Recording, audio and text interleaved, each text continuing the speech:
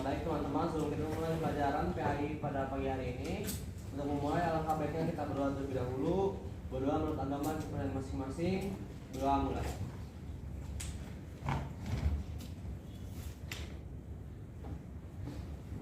Berdoa selesai. Beri salam. Assalamualaikum warahmatullahi wabarakatuh. Kan lagi sekolah, sama sekalian di absen ya? Iya. Ahmad Raihan Erwindi, Asir Lestari, Hadir. Aura Sapira, Beliana Putri, Caroline, Bel,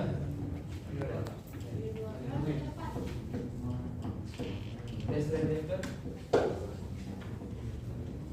Dewa Ngakan, Jibril, Elizabeth, Elicia, Hadir. Gata Panji, Sela, Hikmah, Akil,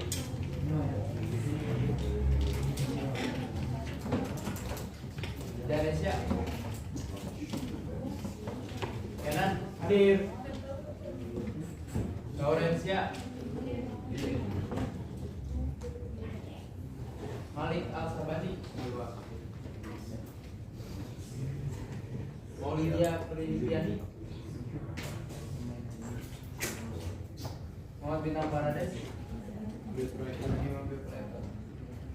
Muhammad Dari, sama Muhammad Kesa, Muhammad Rizki,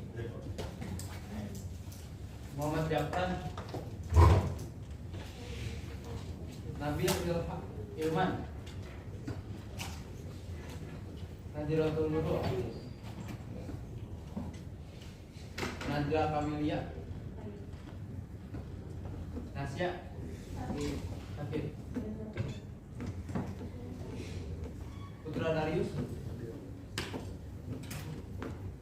Rafaha Hansa, Kai Andika, Sasabila,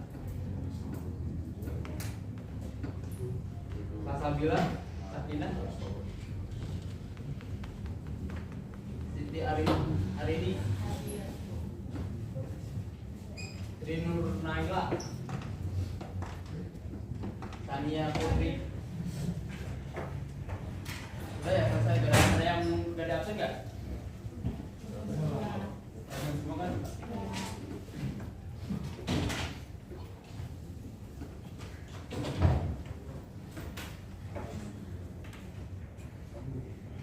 Tapi pada ingat materi yang kemarin nggak?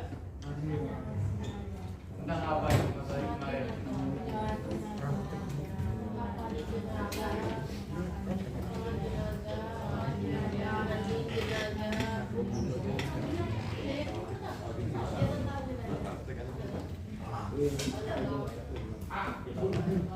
Lu aja. Jangan gitu.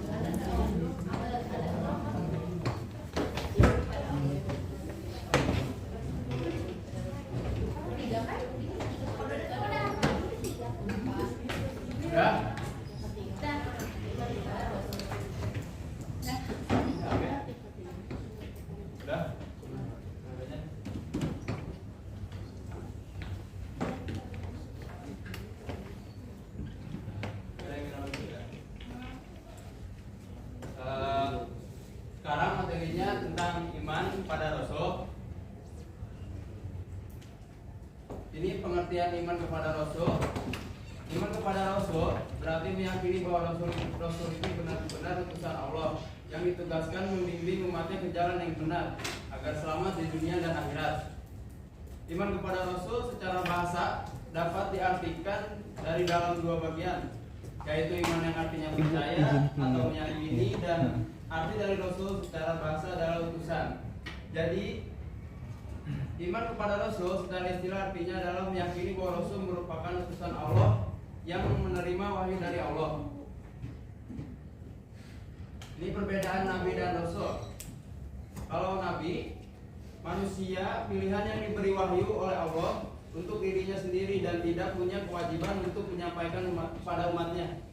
Jika Rasul, manusia pilihan Allah yang diangkat sebagai utusan untuk menyampaikan firman-firmannya kepada umat manusia agar dijadikan pedoman hidup.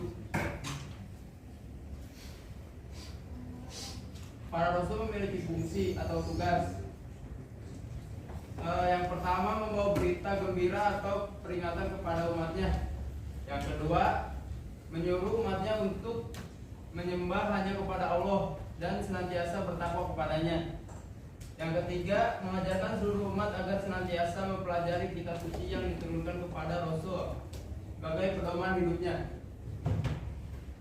Terus ini Imam Ahmad meriwayatkan hadis dari Abi Jar radhiyallahu anhu bahwa Rasulullah SAW ketika ditanya tentang jumlah para nabi, beliau menjawab jumlah para nabi adalah 124.000 nabi, sedangkan jumlah Rasul 315. Sementara Al-Turmudzi meriwayatkan hadis dari Abi Jar'a menjelaskan bahwa Rasulullah menjawab jumlah para nabi itu adalah 124.000 nabi, sedangkan jumlah Rasul 312.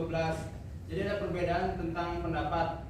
Jumlah nabi yang mendapat gelar ulul azmi ada 5, yaitu Nabi Nuh alaihissalam, Ibrahim alaihissalam, Musa alaihissalam, Isa alaihissalam, dan Muhammad sallallahu alaihi wasallam. Terus mengimani Rasul-Rasul Allah merupakan kewajiban hakiki bagi seorang muslim karena merupakan bagian dari rukun iman yang tidak dapat ditinggalkan. Sebagai perwujudan iman tersebut, kita wajib menerima ajaran yang dibawa Rasul-Rasul Allah Subhanahu wa taala. Perintah beriman kepada Rasul terdapat dalam surat An-Nisa 136 yang artinya, wahai orang-orang yang beriman, tetaplah beriman kepada Allah dan Rasulnya Muhammad dan kepada kitab Al-Quran yang diturunkan kepada Rasulnya serta kitab yang diturunkan sebelumnya. Barang siapa ingkar kepada Allah, malaikat-malaikatnya, kitab-kitabnya, Rasul-Rasulnya, dan hari kemudian, maka sungguh orang itu adalah tersesat sangat jauh. Surat An-Nisa ayat 130. Ini sifat-sifat Rasul Allah. Yang pertama kan ada sifat wajib. Sifat wajib ada beberapa sifatnya. Yang pertama sidik, yaitu Rasul selalu benar. Apa yang dikatakan Nabi Ibrahim alaihissalam kepada bapaknya adalah perkataan yang benar. Apa yang disembah oleh bapaknya adalah sesuatu yang tidak memberi manfaat dan mudarat. Peristiwa ini diabadikan pada surat Maryam yang berbunyi, yang artinya, dan ceritakanlah Muhammad Isa Ibrahim di dalam kitab Al-Quran. Sungguhnya dia adalah seorang yang sangat membenarkan seorang nabi. Yang kedua sifatnya al-amanah, yaitu Rasulullah selalu dapat dipercaya. Di saat kaum Nabi Nuh alaihissalam mendustakan apa yang dibawa olehnya, Allah pun menegaskan bahwa Nuh alaihissalam adalah orang yang terpercaya atau amanah. Sebagaimana dijelaskan dalam surat Asyura yang artinya, ketika saudara mereka berkata kepada mereka, mengapa kamu tidak bertakwa? Sesungguhnya aku ini seorang rasul kepercayaan yang diutus kepadamu. Ada yang tahu kisah Nabi Nuh?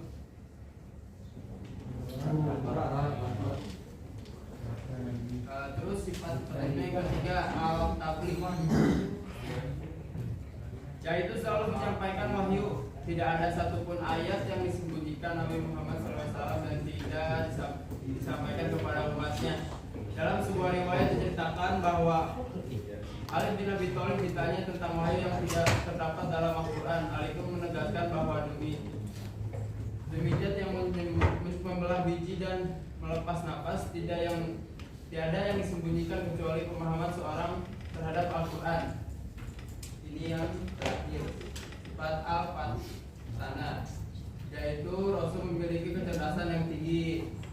Ketika terjadi perselisihan antara kelompok kabilah di Mekah, tiap kelompok memaksakan kehendak untuk meletakkan hajar aswad atau batu hitam di atas Ka'bah. Rasulullah SAW lalu mengenahi dengan cara semua kelompok yang bersengketa agar memegang ujung kain yang dibawanya. Kemudian Nabi meletakkan batu itu di tengahnya dan mereka semua mengangkat hingga sampai di atas Ka'bah. Sungguhnya cerdas Rasulullah SAW. Ada beberapa sifat kan yang tadi saya bilang. Nah, sekarang sifat mustahilnya. Al-hijib yaitu mustahil Rasul bohong atau dusta. Maksudnya Rasul itu nggak mungkin bohong. Terus al-khianah yaitu mustahil Rasul khianat. Terus al-hikmah yaitu mustahil Rasul menyembunyikan kebenaran, berarti nggak mungkin bohong ya. Terus al-baladah yaitu mustahil Rasul itu bodoh, yang kayak tadi di sini dijelaskan. Al-fatana artinya kecerdasan, berarti nggak mungkin bodoh.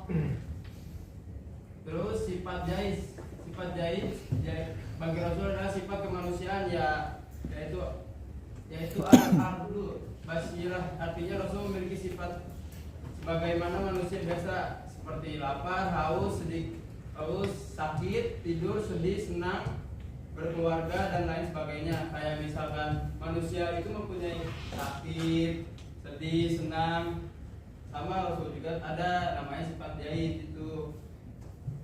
Bahkan seorang Rasul tetap meninggal sama kayak manusia, Rasul juga meninggal bagaimana makhluk lainnya.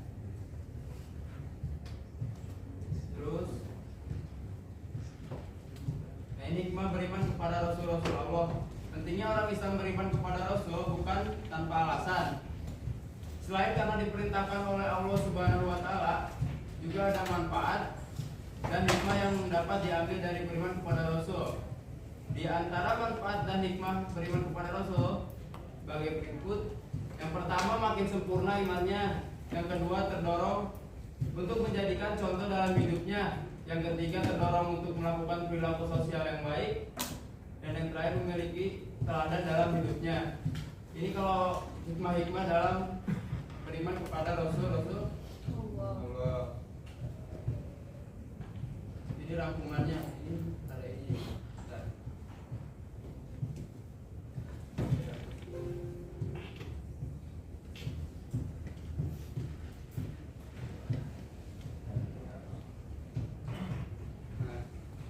Jadi dari pertama sampai terakhir ini rangkumannya nih.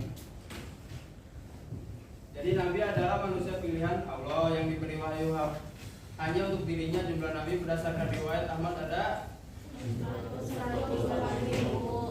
yang tadi dijelaskan ya. Terus yang kedua, jumlah Rasul berdasarkan riwayat Ahmad ada 319. Sifat-sifat yang dimiliki Rasul adalah sifat wajib. Yang pertama apa aja?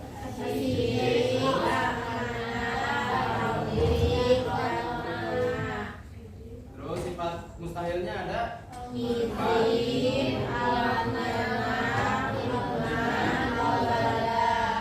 ya. Terus yang keempat, tugas para Rasul adalah mengajarkan tauhid, mengajarkan cara beribadah, menjelaskan hukum-hukum Allah dan batasan bagi manusia, memberi teladan kepada umatnya, memperbaiki jiwa manusia. Udah? Ada yang mau ditanyakan?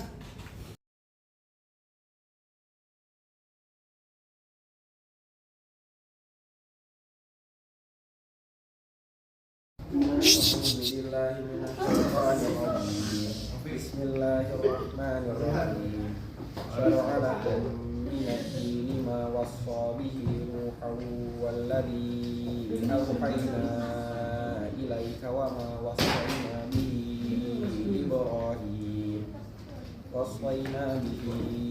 إبراهيم وموسى وعيسى أن أقيموا الدين ولا تتفرقوا فيه كبر على المشركين ما تدعوهم إليه الله يجتبي إليه من يشاء ويهدي إليه من ينيب.